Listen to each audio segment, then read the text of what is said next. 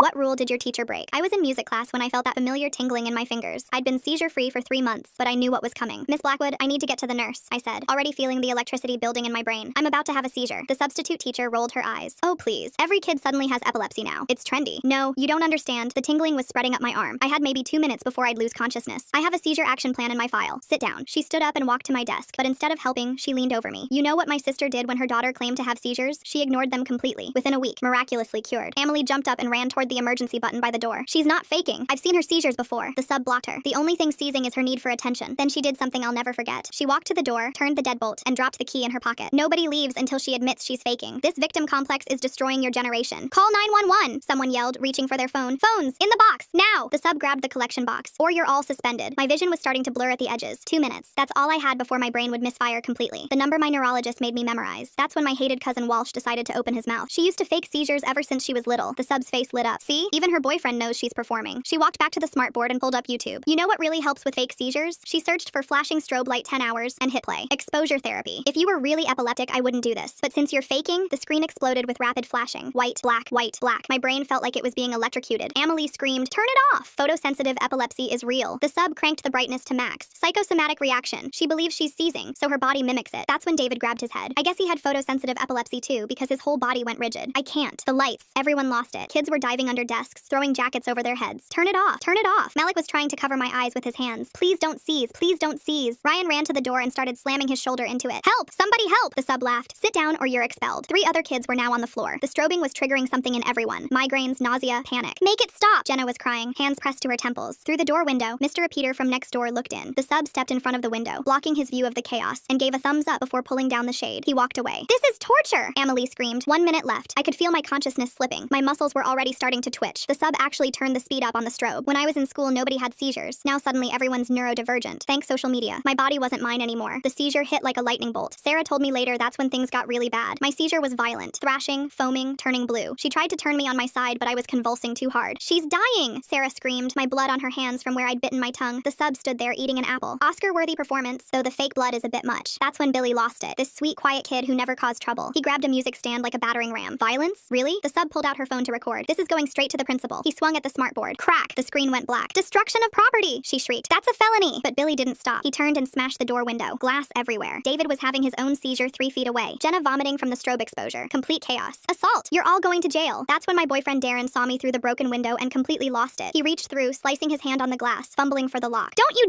dare! The sub screamed, but Amelie and Billy held her back. The door flew open. Teachers came flooding in. Call 911! Someone screamed. Multiple students seizing! The sub was still yelling as they restrained her. They're all faking! This is mass hysteria. The paramedics said I was clinically dead for 90 seconds. They had to intubate me right there in the hallway while working on David 10 feet away. Turns out he had undiagnosed epilepsy. Miss Blackwood was given paid time off while her performance was under review. A few of the parents worked to set up a GoFundMe to cover treatment costs. Fast forward 2 weeks later, and we were sitting in science class when they broke the news. David's parents only managed to raise $30,000 of the $130,000 needed for treatment. He didn't make it. That's when I knew we had to take matters into our own hands and destroy Miss Blackwood. My hands were shaking so bad I couldn't hold my pencil. The teacher kept talking about cell division, but all I could think about was how David's cells stopped dividing because his parents couldn't afford to keep them going. I sat there frozen while everyone else took notes like nothing happened, like David wasn't dead, like Miss Blackwood wasn't sitting at home getting paid while he was in the ground. The rage was so hot in my chest I thought I might throw up right there at my desk. When the bell rang, I ran to the bathroom and barely made it to the toilet before everything came up. Amelie followed me in and held my hair back while I heaved. She kept whispering that we couldn't let Miss Blackwood get away with this. I knew she was right, but I could barely stand up straight. My legs were shaking and my head was pounding. That night I couldn't sleep at all. I just laid there staring at the ceiling and replaying those 90 seconds when I was dead. The darkness, the nothing. I kept wondering if David felt that same darkness or if it was different for him. My parents kept checking on me every hour because they were scared the stress would trigger another seizure. Mom would peek in and ask if I needed anything, and Dad would stand in the doorway just watching me breathe. The next morning at the school, there were flowers and cards piling up at David's locker. Someone had taped his school picture to the door, and people were leaving notes and stuffed animals. This freshman girl walked by and asked what happened. When someone told her about the seizure in music class, she actually said it sounded made up. I wanted to scream at her, but I just stood there staring at all the flowers. At lunch, I found Billy sitting alone at a table in the corner. His knuckles were still wrapped in bandages from when he punched through the smartboard. He looked up when I sat down, and I could see he hadn't been sleeping either. He told me he couldn't stop seeing David on the floor. We just sat there in silence because there wasn't anything to say that would help. Nothing would bring David back. After school, Darren was waiting by my locker with a stack of printed papers. He'd found Miss Blackwood's social media accounts before she made them private. Post after post going back years where she mocked kids with disabilities. She called them trendy. She praised her sister's tough love approach to her daughter's fake seizures. There were pictures of her at some conference about combating victim mentality in schools. Every post made me want to throw up again. David's funeral was 3 days later. The church was packed, and his mom, Niev, sat in the front row looking like she hadn't eaten or slept since it happened. When I went up to pay my respects, she grabbed my my hand so tight it hurt. She kept whispering about the GoFundMe messages and how people kept saying they were sorry but 30,000 wasn't enough. Her grip was crushing my fingers but I didn't pull away. She needed someone to hold on to. After the service, I saw Walsh in the parking lot and I couldn't help myself. I walked right up to him and asked how he could do it. How he could tell that substitute I was faking when he knew about my epilepsy. He started crying right there by his car. He said our grandmother always told him I was faking for attention, and he believed her because it was easier than accepting I was really sick. He said he was sorry, but sorry didn't bring David back. Monday morning, Principal Penn called me to her office with my parents. She sat there behind her big desk offering these careful condolences and talking about proper procedures. She kept emphasizing how the school followed protocol and how substitute teachers go through training. She never once admitted that those procedures failed David. She never said his name without looking at her lawyer on the phone. My parents were trying to stay calm, but I could see Dad's jaw clenching every time she mentioned procedures. After that meeting, they sent me to see Ren Quigley, who was the district's 504 coordinator. They sat there with my file open and this fake sympathy on their face while they reviewed my accommodation plan. They kept asking if there was anything they could have done differently, like David wasn't literally dead from what they did. They wanted me to say it was okay, that the system worked, but the system killed David, and they wanted me to pretend it didn't. I sat there listening to them talk about updated training and new protocols, while all I could think about was David seizing on that floor. Something feels really strange about how Miss Blackwood knew exactly which buttons to push. The strobe lights, the locked door, even calling epilepsy trendy. It's like she had this whole plan ready to go for some reason. The way his body went rigid, the way his eyes rolled back, the way the substitute stood there eating her apple while he was dying. They kept talking about moving forward and learning from this tragedy, but they never said what they learned. They never said they were wrong. They never said David should still be alive. When I left that office, I knew nothing would change unless we made it change. Miss Blackwood would come back from her paid leave and some other kid would die. The school would have more meetings about procedures and protocols, but nothing would actually get better. That's when Amelie and Billy and Darren and I started planning. We weren't going to let them sweep this under the rug like David never existed. The first thing we did was go to the police station downtown. My mom drove us there in her minivan while Amelie kept checking her phone for updates from the other parents. The building smelled like old coffee and floor cleaner. We sat in those hard plastic chairs for 2 hours before the detective finally called us in. He had this thick folder on his desk with David's name on the tab. I could see the corner of his death certificate sticking out. The detective kept saying things like alleged incident and under investigation, while that piece of paper sat right there. He told us these cases take time, and there's a process they have to follow. My mom asked when we'd hear something definite. He just shrugged and said it could be weeks or months. Amelie's mom started crying. The detective handed her a tissue box and said he understood our frustration, but they had to be thorough. He kept using the word alleged, even though David was dead, even though we all saw what happened, even though the paramedics had reports. He said the district was conducting their own investigation too. Everything was under review. That's all he would say. Under review. 3 days later, I had to go to the mall with my mom to get new shoes. The food court lights were those old fluorescent ones that buzz and flicker. I didn't think about it until we walked past Orange Julius. Then the lights started doing that thing where they pulse. My chest got tight, my hands started shaking. The lights kept flickering, and suddenly I was back in that classroom. I dropped to the floor right there by the pretzel stand. People were staring. Some kid was recording on his phone. Security came running over. They thought I was on drugs or something. My mom kept trying to explain, but I couldn't breathe. The lights kept flickering. They had to help me out through the employee exit. Everyone was watching, whispering. I felt so weak, so broken. The next Monday at the school, this girl from the newspaper came up to me. She had her recorder out and everything. Said she wanted to do a story about what happened. Part of me wanted to tell her everything, every single detail about Miss Blackwood. But I also knew how these things go. One wrong word, and suddenly the story becomes about something else. Or the school makes me look like I'm making it up, or they twist it around. I told her I couldn't talk about it yet. She kept pushing. Said people deserve to know the truth. Maybe she was right, but I wasn't ready. That weekend, I stayed in my room organizing everything. I pulled out my seizure action plan that the school was supposed to follow. Found all my hospital records from the past 3 years. The emails my parents sent at the beginning of the year explaining my condition. The letter from my neurologist. Each piece of paper felt important, like evidence, like proof that this shouldn't have happened. I made copies of everything, put them in a binder with tabs. My mom helped me scan them too. We saved everything on 3 different flash drives, just in case. While I was organizing, I kept checking David's GoFundMe page, still stuck at $30,000. His parents needed $130,000 for all the medical bills before he died. The comments had stopped coming. People had moved on to other things. That's how it works. Something terrible happens, and everyone cares for a week. Then they forget. Kids die because their families can't afford treatment. That's just how things are. The anger was eating me up inside, making me feel sick all the time. On Sunday, Amelie and Billy came over with Malik. We sat in my basement trying to figure out what to do. Darren showed up late and sat on the stairs instead of with us. He kept checking his phone. Finally, Amelie asked what his problem was. He said his coach told him not to get involved, said it could mess up his scholarship chances. That hurt more than I expected. He was supposed to be on our side. He was supposed to care about David, about me, but his stupid football scholarship was more important. Amelie said we should file public records requests. Her older sister did that once for a school project. We spent hours writing the requests, asking for the 911 call recordings, any security camera footage from the hallway, the incident reports. We sent them to the district office that week. They wrote back saying everything was part of an ongoing investigation, said they couldn't release anything due to student privacy laws. It felt like a cover-up, like they were hiding something. That's when Amelie's mom mentioned she knew a lawyer, this woman named Orla Purcell who did civil rights cases. She agreed to meet with us at her office downtown. The place had all these awards on the walls, pictures of her with important people. She listened to our whole story without interrupting once. Then she said she'd help us pro bono if we could get organized. She needed evidence, witness statements, documentation, everything properly preserved. She gave us really specific instructions. Screenshot any social media posts about the incident before they get deleted. Write down everything we remember while it's still fresh. Get contact information for every witness, but absolutely no contact with Miss Blackwood. No messages, no confrontations, nothing that could be seen as harassment. The rules felt limiting, but having a plan helped. It made me feel less helpless, less like I was drowning. We made a group chat that night to coordinate everything. Amelie would handle collecting witness statements from our classmates. Billy would track down and organize all the documents. Malik would create a timeline of everything that happened. Everyone had a job. Everyone had something to focus on instead of just being angry. It felt like we were actually doing something. Like we weren't just going to let them sweep this away. The next morning, Principal Penn's voice crackled over the PA system during homeroom, and everyone stopped writing to listen. She cleared her throat twice before speaking, and I could tell from her tone she was reading from something prepared. Any student participating in walkouts or protests during school hours would face automatic suspension and removal from all extracurricular activities effective immediately. The room went silent, and I saw kids exchanging looks across the aisles. My hands started shaking because I knew what this meant for our plans. We'd been talking about organizing something bigger than just collecting evidence, and now they were trying to scare us into staying quiet. The announcement went on for another minute about maintaining order and respecting the learning environment, but I stopped listening and started texting under my desk. Within 5 minutes, our group chat had 40 messages all saying the same thing. We were doing it anyway. Third period was when we planned it, and nothing was going to stop us now. Not after what happened to David. The bell rang, and I grabbed my stuff and headed to English, trying to look normal even though my heart was pounding. In the hallway, I passed 3 security guards I'd never seen before standing by the main entrance. They were watching everyone and writing things down on clipboards. 2 more were stationed by the side exits. The message was clear, but it just made me angrier. Second period dragged on forever, and I kept checking the clock every 2 minutes. The teacher was talking about symbolism in some book, but I couldn't focus on anything except what was about to happen. Finally, the bell rang for third period, and I stood up with everyone else, but instead of going to class, I turned toward the main entrance. Amelie was already there with Billy and Malik, and about 10 other kids. More were coming down the hallway from different directions. The security guards stepped forward, blocking the doors, but we kept walking. One of them started saying something about consequences, but 40 kids pushing forward was more than 3 guards could handle. We pushed through the doors and out into the parking lot where more students were already gathering. Some teachers stood in their doorways watching, but nobody tried to stop us. A few even nodded slightly as we passed. We walked to the front lawn and stood there in a group, not chanting or holding signs, just standing together in silence for David. Cars driving by started honking, and some people took pictures with their phones. After 20 minutes, we walked back inside and went to our classes like nothing happened. By the end of the day, there were yellow detention slips stuffed in all our lockers with dates and times written in red pen. Mine was for every day after school for 2 weeks. That night, Walsh decided to make everything worse by posting an old video on social media from a family barbecue 3 years ago. In the video, I was laughing at something my uncle said and playing cornhole in the backyard looking completely normal and happy. He captioned it saying this proved I'd always been fine, and just played up my condition for attention when it was convenient. The betrayal hit harder than anything because he was using our shared memories as weapons. He knew that video was from a good day between seizures, but he made it look like evidence I was faking. I'm curious why the detective kept using alleged when there's a death certificate right there on his desk. What exactly needs more investigation when someone's already gone? The way David's parents need $130,000 for medical bills while the school gives Miss Blackwood paid leave feels like there's something really twisted about these priorities. Within an hour, it had 200 shares and the comments were brutal. People calling me a liar and saying David's death was my fault for creating drama. I threw my phone across the room and heard the screen crack against the wall. The next morning, Darren found Walsh by his locker before first period, and I heard about it from 3 different people before I even got to the school. Darren grabbed Walsh's shirt and slammed him back into the metal lockers hard enough that everyone in the hallway heard it. Walsh tried to say something, but Darren shoved him again, and his head hit the combination lock on the locker behind him. 2 teachers came running and pulled them apart, but not before Darren got one more push in that sent Walsh's books flying everywhere. They both got marched to the office, and by lunch, they both had 3-day suspensions. Darren's mom had to leave work to pick him up, and I felt sick knowing his protective instinct was costing him his education. He texted me that night saying it was worth it, but I knew his parents were furious. 3 days later, I finally agreed to do the interview with a student journalist after saying no 5 times. We met in an empty classroom after school, and I set clear boundaries about what I would and wouldn't discuss. No questions about my family or medical history before the incident. No speculation about blame, just facts about what happened that day. My voice shook the entire time, and I had to stop twice to drink water because my mouth went completely dry. She asked about the strobe lights, and I described the feeling of my brain misfiring. She asked about the locked door, and I explained how trapped we felt. She asked about David, and I couldn't speak for almost a minute. When it was over, I felt empty and exhausted, but at least I'd said it out loud to someone who would write it down. The article went online that night on the school paper website, and within 2 hours, the comments section exploded. Half the people supported us and shared their own stories about teachers ignoring medical conditions. The other half called us hysterical attention seekers looking for someone to blame for a tragedy. One comment said David's death was just unfortunate timing, and we were using it to attack a good teacher. Another said we were drama queens making everything about ourselves. Reading strangers debate whether David's death was preventable made me run to the bathroom and throw up. My mom found me on the bathroom floor 20 minutes later sobbing. The next day, Orla called my mom with unexpected news. One of the paramedics who worked on me that day had reached out through her law office wanting to help. He couldn't speak publicly because his employer had strict policies about discussing cases, but he said if formally subpoenaed, he would provide a statement about what he saw. He remembered everything, including how long it took to revive me and the state of the classroom when they arrived. His testimony could prove how serious the situation really was. 2 days later, we got the transcript from Mr. Peters' deposition, and it made everything worse. He claimed he saw nothing concerning when he looked through the door window that day. Just Miss Blackwood giving him a thumbs up, so he assumed everything was fine and kept walking. He said the shade was already down when he looked, and he had no reason to think students were in distress. Reading that he could have saved us, but didn't even notice made me lose faith in every adult who was supposed to protect us. He was 20 feet away while we were dying, and he just walked past. That same afternoon, Malik found something incredible online. Miss Blackwood had an old blog from 5 years ago that she'd forgotten to delete, and he'd been searching for hours until he found it. Post after post ranting about neurodivergent kids being coddled and creating victim culture in schools. One entry said seizure disorders were overdiagnosed and most kids just wanted attention and special treatment. Another said parents enabled fake medical conditions to excuse poor behavior. We screenshot everything before she could delete it and added it to our evidence folder that was getting thicker every day. Orla sent formal preservation letters to to the district and the smartboard manufacturer the next morning, demanding they maintain all electronic logs from that classroom. The legal language made everything feel more real and serious than our group chat planning ever did. The next morning, a letter appeared in every student mailbox with the teachers' union logo at the top. Dikey Paxton had typed up 3 pages of legal threats about what would happen if any student posted Miss Blackwood's name online. The words defamation and libel and civil lawsuit jumped out at me as I read it in the hallway. Kids were passing copies around, and some were already deleting their social media posts from the night before. I watched 2 freshmen actually crying as they read about personal liability and permanent records. Emily grabbed my copy and ripped it in half right there in front of everyone. The anger spread through the hallway like wildfire as more kids realized we were being threatened for telling the truth. My mom had to pick me up early that day for a grocery run, and I thought I'd be fine. The self-checkout machine started flashing red when the barcode wouldn't scan, and my whole body went rigid. The strobe pattern hit my brain like a hammer, and suddenly I couldn't remember where I was. My legs turned to jelly, and I grabbed the counter to keep from falling. Mom dropped everything and wrapped her arms around me to guide me toward the exit. People stared as she basically carried me through the parking lot while I tried to remember how to walk. My hands were still shaking when we got to the car, and I realized the triggers were getting worse, not better. Every flashing light felt like a threat now, and I couldn't make my brain understand the difference between danger and normal life. Darren started showing up at my locker between every single class the next day. He'd walk me to each room with his hand on my back like I might collapse any second. At lunch, he checked on me 3 times to make sure I was eating enough. After school, he followed me to my car, even though his was on the other side of the lot. By Wednesday, I couldn't take it anymore and told him I needed space to breathe. He looked at me like I'd slapped him and said he was just trying to protect me. We stood there in the parking lot yelling at each other for the first time since we'd started dating. He kept saying he couldn't lose me too, and I kept saying I wasn't made of glass. Neither of us won that fight, and we didn't talk for 2 days after. Someone leaked an email chain from the administration that Thursday, and it spread through the school like poison. The subject line said, "Managing the paid leave situation," and every message talked about optics and liability and media response. Not one single email mentioned David's name or asked how the rest of us were doing. They called it an incident and discussed damage control like we were a PR problem to solve. The corporate language about a dead kid made me run to the bathroom and throw up. My hands were shaking as I forwarded it to Orla, who said it was exactly what we needed for the case. The school board meeting that night was packed with parents and reporters. We each got 2 minutes to speak, and I was third in line after Emily and Billy. My voice cracked when I said David's name, but I kept reading from my notes about what really happened. Behind me, I could hear parents whispering about mass hysteria and attention-seeking teenagers. One dad actually laughed when I described my seizure. I wanted to turn around and scream at them, but I kept going until my time ran out. Ren Quigley stood up during the public comment period with a thick folder of papers. He proposed mandatory training for all substitute teachers about medical conditions and emergency protocols. The board members nodded and took notes and said they'd implement it within the next academic year. I wanted to scream that David needed help 6 weeks ago, not next September. The timeline felt like another slap in the face to everyone who'd been in that room. Orla helped us file a federal complaint with the Office for Civil Rights the following week. The woman on the phone was nice, but explained the investigation could take 18 months to complete. She used words like thorough and comprehensive while I stared at the calendar thinking about David already in the ground. Justice delayed felt exactly like justice denied when the person who needed it most was gone. Every form we filled out felt pointless, but Orla said we needed the paper trail. At the school, kids started crossing the hallway when they saw me coming. Rumors spread that I wanted attention, and got what I wanted even though David paid the price. Someone wrote "Drama Queen" on my locker in permanent marker. The whispers followed me everywhere about how I'd destroyed Miss Blackwood's career for nothing. The physical symptoms hurt, but the social isolation hurt worse. Emily showed up at my house Sunday night with red eyes and snot running down her face. Her parents had given her an ultimatum about choosing her future over my vendetta. They said she was ruining her college prospects by associating with me. She hugged me so tight I couldn't breathe and promised she wasn't abandoning me no matter what they threatened. We sat on my bed crying together until she had to go home. Mr. Peter pulled me aside after school on Monday and asked if we could talk privately. His hands were shaking as he admitted he should have looked closer through that window. He said he was haunted by what he didn't do and couldn't sleep anymore. The guilt in his eyes seemed real, but his remorse didn't bring David back. He asked what he could do to help, and I told him to testify at the hearing if we ever got one. Walsh getting slammed into lockers by Darren seems like a pretty direct message, but I wonder if Walsh actually understands why people are this angry, or if he thinks he's just reporting facts. 3 days later, the mail carrier handed me a thick envelope from the Office for Civil Rights, and my hands shook as I tore it open in the kitchen. The letter had an official government seal at the top and started with "Dear Complainant," before listing our case number 2024-1847 in bold letters. Mom read it over my shoulder while I scanned the formal language about how they'd received our complaint and would begin their investigation into the school district. It was just paperwork, but seeing that case number made everything feel more real and official. The next morning, I was spinning my locker combination when something fell out and hit my shoe. A small black USB drive with no label sat on the floor, and I picked it up wondering if someone dropped it by accident. During lunch, I plugged it into my laptop in the library, and a single video file appeared on the screen. The timestamp showed it was from that day in music class, and my stomach dropped as I clicked play. The footage was grainy hallway security camera video, but you could see straight through our classroom door window for about 30 seconds. Kids were diving under desks, and someone was clearly seizing on the floor while Miss Blackwood stood there doing nothing. The angle wasn't perfect, but you could make out the chaos and her complete lack of response to the medical emergency. I immediately texted Emily, who ran over from the cafeteria, and watched it with me 3 times before we called Orla. She answered on the second ring and told us not to share it with anyone or even make copies until she could verify where it came from. The chain of custody for evidence was critical, she explained, and we couldn't risk it being thrown out of court on a technicality. Someone inside the school was trying to help us, but we had no idea who had access to that footage or why they'd chosen to give it to me anonymously. That afternoon, Mom drove me to the Pritchard house where David's mother was waiting in the living room with boxes of tissues and photo albums spread across the coffee table. She led me upstairs to David's room, which looked exactly like he'd left it that morning before school, with his bed half made and chemistry textbook open on his desk. His college applications were stacked next to his computer, and Northwestern was on on top with the essay section completed but never submitted. We sat on his bed and she held my hand while explaining that she'd hired her own lawyer to pursue a civil suit against the district and Miss Blackwood personally. She asked if I'd be willing to testify about what happened, and I nodded immediately because David deserved justice, even if he wasn't here to see it. She showed me his journal where he'd written about wanting to be a doctor and help kids with neurological conditions like his own epilepsy that nobody knew about. The next day, Darren asked to talk privately after school, and we sat in his car in the parking lot while he stared at the steering wheel. He explained that his basketball scholarship to state was threatened because of his involvement in the incident, and the coach had warned him to stay quiet. His hands gripped the wheel as he promised he still loved me, but couldn't risk his entire future by being publicly involved in the fight against Miss Blackwood. I understood intellectually that college was his only way out of our town, but it still felt like he was choosing his future over doing what was right. He dropped me off at home and I watched his car disappear, knowing our relationship would never be the same after this. 2 days later, Mom drove me to my first therapy appointment at a small office building downtown, where the therapist had me fill out forms about my seizure triggers. She explained that we'd work on practical coping strategies for managing light sensitivity and stress that could trigger episodes. For homework, she gave me a worksheet to track my triggers throughout the week, which meant accepting that this was my new normal life. She taught me breathing exercises and showed me special glasses that could filter out certain light frequencies that might help prevent seizures. That weekend, I was checking social media when Amelie called screaming that someone had created a fake account using my name and profile picture. The account had posted screenshots of my medical records showing my epilepsy diagnosis and medication list with nasty comments about attention seeking. By the time we reported it and got it taken down, the screenshots were already circulating through group chats and being reposted by anonymous accounts. Someone had violated HIPAA laws to get those records and was trying to humiliate me online, but we couldn't trace who was behind it. Orla suggested I take control of my own narrative by recording a video statement about what really happened that day. I set up my phone in my bedroom and spent 3 hours getting through the facts without crying or showing emotion. The final version was 8 minutes of me calmly explaining the timeline of events and Miss Blackwood's specific actions that endangered multiple students. Posting it felt scary, but also gave me some control over how my story was being told, instead of letting others twist it. Within 2 days, local news reporter Seamus Rader had contacted Orla asking for an interview about the incident. He ran a segment on the evening news showing my video statement and interviewing other parents whose kids were in the room that day. Tips started flooding into the news station about Miss Blackwood's behavior at her previous 2 schools, including an incident where she'd locked a diabetic student in a closet during a blood sugar crisis. The police finally scheduled formal interviews with all 23 students who were in the classroom, and Orla sat next to me as my attorney while I gave my statement. They asked detailed questions about every minute of that day, while a stenographer typed everything I said and 2 detectives took notes. Miss Blackwood's lawyer had apparently advised her not to speak to investigators, which Orla said was basically an admission that she knew she'd done something wrong. 2 days later, the IT guy from the district called Orla's office while I was there going over paperwork, and she put him on speaker so we could both hear what he found. He pulled up the smartboard logs from that exact classroom on that exact day, and there it was, a YouTube video titled Extreme Strobe Light Challenge 10 Hours, played from 11:42 a.m. to 11:54 a.m., exactly when everything happened. The log showed Miss Blackwood's login credentials, started the video, and set it to full screen mode at maximum brightness, and seeing that digital proof made my chest feel tight, even though it didn't bring David back or fix what happened to any of us. The next morning, a certified letter arrived at my house from the school district's lawyers, offering me $50,000 if I signed their settlement agreement, which included a non-disclosure agreement that would stop me from ever talking about what happened publicly again. My mom read through the 20-page document at the kitchen table while I ate cereal, and she kept shaking her head at different parts, especially the section that said I couldn't post on social media, give interviews, or participate in any legal action against the district or Miss Blackwood personally. The money would cover most of my medical bills from the ambulance ride and emergency room visit, plus the new medication I had to take now, because my seizures got worse after that day, but signing meant staying quiet about David dying, and Miss Blackwood still being on paid leave like nothing happened. 3 days later, Malik texted everyone to meet at his garage after school to talk about the settlements, since apparently we all got the same offer. And when I showed up, there were already 12 kids there with their letters spread out on his dad's workbench. Billy was pacing back and forth saying we should all refuse because taking the money meant they won, while Sarah kept saying her family needed the money for her therapy bills, since she couldn't sleep without seeing David's face turning blue. The arguments got louder when someone's older brother who was in law school showed up and explained that if we took the settlements, we couldn't be witnesses in each other's cases or help David's parents with their wrongful death lawsuit, which made everyone start yelling about whether we owed it to David to refuse the money. Amelie grabbed my arm and pulled me outside where it was quieter, and said she thought anyone who took the money was basically saying David's life was worth $50,000. But then Walsh showed up and started arguing that we'd be stupid not to take guaranteed money when a trial could take years, and we might lose anyway. My phone buzzed with a text from Darren saying I should just take the money and use it to move to a different school district where I could start fresh without everyone knowing me as the seizure girl. And when I showed it to Amelie, she got mad and said that was exactly what the district wanted, for us to disappear and let them sweep everything under the rug. The stress of being pulled between them made my hands shake, and I had to sit down on the curb because I felt another seizure coming on, which scared everyone enough that the arguing stopped for a few minutes while Malik got me water and made sure I was okay. The next day at the school, Principal Penn pulled me out of English class and brought me to her office where she had this whole presentation set up about a restorative justice healing circle where Miss Blackwood would apologize to all of us students, and we would share our feelings and move forward together as a community. She showed me this PowerPoint with stock photos of people hugging and holding hands in circles while she explained how this would help everyone heal, and wouldn't that be better than all this legal fighting that was tearing the school apart? Principal Penn's healing circle PowerPoint with stock photos of people hugging? That timing seems awfully convenient when everyone's deciding about settlements. Makes me wonder who told her about the garage meeting yesterday and why she pulled just me out of class for this little presentation. I told her I didn't want to sit in a circle and pretend to forgive someone who killed my classmate, and she got this tight smile and said that was a very strong word to use, and maybe I should consider how my inflammatory language was affecting affecting other students' ability to process their trauma. She kept pushing, saying Miss Blackwood was suffering too and deserved a chance to make amends. And that's when I stood up and walked out of her office without saying another word, because I knew if I stayed, I'd say something that would get me suspended. That afternoon, Orla called to tell me that David's mom's lawyer reached out about coordinating our cases since the district was trying to play us against each other by offering different settlement amounts to different families based on how much they thought we'd fight. Neve Pritchard, that was the lawyer's name, wanted all the families to work together so the district couldn't pick us off one by one with these settlement offers. And hearing that David's mom was fighting too made me feel less alone in refusing to just take the money and shut up. Over the next 2 weeks, Orla had me come to her office every day after school to practice for my deposition, making me tell the story over and over while she played the role of Miss Blackwood's lawyer, asking hostile questions designed to make me look like a liar or attention seeker. She taught me to pause before answering, to only answer exactly what was asked without offering extra information, and to stay calm even when the questions made me angry, which was hard when she asked things like whether I'd ever exaggerated my symptoms before, or if I enjoyed the attention I got from having seizures. We even planned what to do if I had a seizure during the deposition, with Orla making sure the court reporter knew to note everything that happened, and having my medical alert information ready in case opposing counsel tried to claim I was faking. The morning of Miss Blackwood's deposition, I wasn't allowed in the room, but Orla told me about it afterward, how Miss Blackwood sat there in a navy suit insisting that we were all performing, and that teenage girls especially were prone to mass hysteria and attention-seeking behavior. She actually brought up her sister's daughter who supposedly faked seizures for 2 years before her parents stopped enabling her, and miraculously she was cured, using this as proof that she knew we were all faking, and that's why she felt confident using the strobe light as exposure therapy. When they asked her about David, she said he was probably just caught up in the group hysteria, and that his death was an unfortunate coincidence, but not related to her actions, which made me so angry my hands shook, and I had to leave Orla's office to walk around the block 3 times before I could calm down. The next week was Mr. Peters' deposition, and this time Orla let me watch through the glass door, and I saw him break down crying when they asked him about looking through our classroom window that day. He admitted he saw Miss Blackwood give him a thumbs up, and he assumed everything was fine because she seemed calm, but he didn't really look at us students or notice the chaos happening behind her, and now he couldn't sleep because he kept thinking about how he could have stopped everything if he'd just opened the door. His tears seemed real, and he kept saying he was sorry, but sorry didn't bring David back, and sorry didn't fix my brain that now had seizures twice as often as before that day, and I noticed Miss Blackwood never said sorry, not even once. The last deposition that week was Dikey Paxton, the district's superintendent, who spent 3 hours explaining how the district's substitute teacher training was comprehensive, but that Miss Blackwood was an aberration, who acted outside the scope of her training, basically trying to throw her under the bus while protecting the district from liability. He kept using phrases like isolated incident and couldn't have been prevented, while his lawyer nodded along, and when they asked him about David, he called it a tragic outcome, but insisted the district followed all protocols in their response, even though it took the ambulance 15 minutes to arrive because no one called 911 immediately, since Miss Blackwood had locked the door and taken our phones. 3 weeks later, Walsh sat in the lawyer's office for his deposition, and I watched through the glass door as he kept looking down at his hands. The lawyer asked him about that day in music class, and he started talking about our grandmother, how she'd been telling him since we were kids that I was faking everything for attention. He said she'd call him every week to warn him about my manipulation tactics and how I'd fooled all the doctors. She'd send him articles about Munchausen syndrome and tell him stories about times I'd supposedly pretended to be sick to get out of family events. The lawyer wrote everything down while Walsh explained how grandmother had convinced him that helping me would just enable my behavior. He admitted she'd been poisoning his mind against me for years, but said it didn't excuse what he did. Back at the school the next morning, everything felt different. Some kids came up to me in the hallway to say they were sorry for not doing more that day. Malik brought me a card signed by half the basketball team, but other kids rolled their eyes when they saw me coming. I heard whispers about how we were being dramatic and how David would have died anyway because of his condition. One girl said we were just trying to get money from the lawsuit. The cafeteria split into 2 groups, those wearing purple ribbons for David and those who thought we were overreacting. Fights broke out in the parking lot between kids arguing about whether Miss Blackwood deserved what was happening to her. 2 months passed before we got the court date. The judge listened to all the testimony and looked at the medical records and the video Billy's phone had captured before Miss Blackwood took it. She granted the preliminary injunction requiring every staff member to complete seizure response training within 30 days. But she denied our request to have Miss Blackwood fired immediately. She said due process had to be followed and Miss Blackwood had rights too. The lawyer explained that this was actually good news, but it didn't feel like it when I knew she was still getting her full salary. Another month went by before the district finally offered to settle. They created a memorial fund in David's name worth $200,000 for epilepsy research. They promised to overhaul their substitute teacher training program and require medical emergency certification for all staff. Miss Blackwood agreed to resign with her teaching license under review by the state board. The district's lawyer kept calling it a fair resolution, but David's parents just sat there crying. My neurologist appointment that week didn't go well. The test showed my seizure threshold had dropped significantly from all the stress. She said I'd need to increase my medication and avoid any triggers including flashing lights, lack of sleep, and emotional stress. That's when I knew I had to end things with Darren. We sat in his car after school and I explained that I couldn't handle a relationship on top of everything else. He kept saying he understood, but his eyes were red and he wouldn't look at me. We'd been together for 2 years, but my brain couldn't take any more pressure. Emily helped me start a disability advocacy group at the school the following week. 20 kids showed up to the first meeting in the library. We talked about creating buddy systems for students with medical conditions and pushing for better emergency protocols. One girl with diabetes shared how a teacher had refused to let her check her blood sugar during a test. A boy with Tourette's talked about getting detention for his tics. We made plans to present to the school board and started working on a petition for mandatory disability awareness training. Having something productive to focus on helped with the anger that kept building up inside me. Neve and I went to David's grave on a Saturday morning when the cemetery was empty. We didn't talk about the lawsuit or Miss Blackwood or any of it. We just sat on the grass next to his headstone and watched the clouds move across the sky. His parents had chosen a quote about light never truly going out but just changing form. Neve pulled grass out of the ground around one blade at a time while I traced his name carved into the granite. After an hour, we walked back to her car without saying anything, because there wasn't anything to say. Some things can't be fixed with words or money or justice. The next week, I spent every evening writing an article for the local paper about what happened. I didn't attack anyone personally or use inflammatory language. I just laid out the facts about the systemic failures that led to David's death. I wrote about the lack of proper substitute training, the absence of medical emergency protocols, and the culture that dismisses student medical needs as attention-seeking. I ended it with specific proposals for change, including mandatory medical training, clear reporting procedures, and accountability measures. My voice stayed steady as I read it to my parents before sending it in, not because I was healed, but because I'd learned to carry the damage without letting it consume me completely. Thanks for letting me wonder through all this with you. It's been such a journey to share together. Until we meet again. And hey, like the video, it helps more than you think.